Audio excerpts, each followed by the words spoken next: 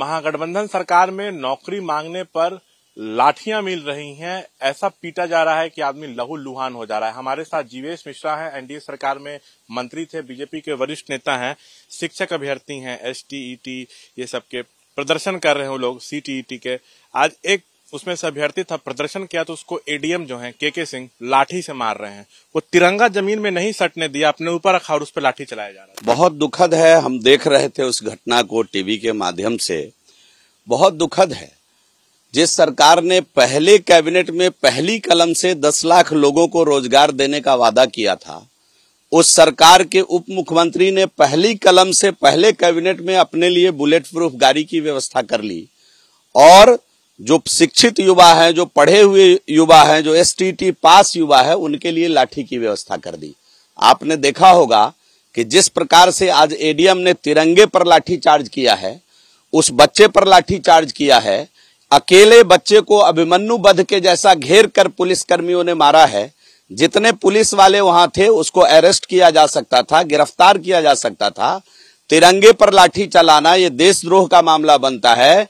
उसकी तुरंत उस एडीएम की गिरफ्तारी होनी चाहिए, उसकी बर्खास्तगी होनी चाहिए, नहीं तो भारतीय जनता पार्टी सड़क से लेकर सदन तक चुप नहीं बैठेगी, अपनी बात कहेगी, बिहार की बात कहेगी। क्या ये जो डीएम ने जांच के आदेश दे दिए सिर्फ खाना पूर्ति के लिए है, आई वॉश है? ये अब मैंने पहले कहा ना कि इन लोगों को बड़ा तकलीफ होता है। जंगल राज पार्ट 3 रिटर्न हो गया, अगर हम बोलते हैं तो तकलीफ होता है। जवाब दे मुख्यमंत्री जी कि उनके कारकेट पे हमला क्यों हो गया? कारकेट पे हमला हुआ तो जंगल राज 3 नहीं है क्या? जवाब दे डिप्टी सीएम कि उसको क्यों बिहार में डर लगने लगा कि अपने लिए बुलेट प्रूफ गाड़ी पहले ही कैबिनेट में मांग लिया और Z+ सिक्योरिटी पहले ही कैबिनेट में मांग लिया। हमारे डिप्टी सीएम तो कभी Z+ सिक्योरिटी लेकर और बुलेट प्रूफ गाड़ी लेकर इस बिहार में नहीं चले, आम आवाम से मिलते रहे। तो ये तो खुद ही वो संकेत कर रहे हैं कि बिहार में जंगल राज 3 रिटर्न हो गया है।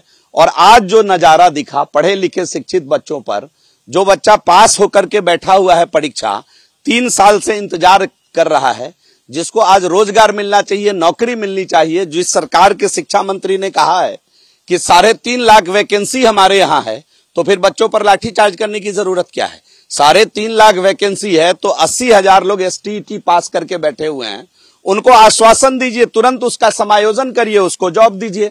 अब उस पर लाठी क्यों चार्ज कर रहे हैं? उस पर इस तरह से लाठी चार्ज कर रहे हैं जैसे वो आतंकवादी हो, वो बॉर्डर पार करके आके यहाँ कोई बम फोड़ने की साजिश कर रहा हो।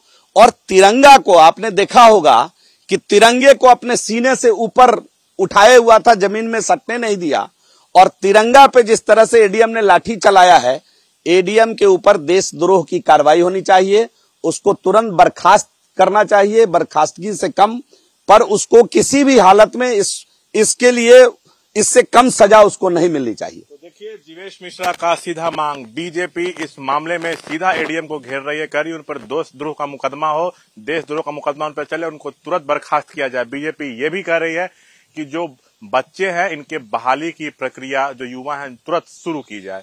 कैमरा पर्सन विशाल राय के साथ शशांक कुमार, एबीपी न्यूज, पटना।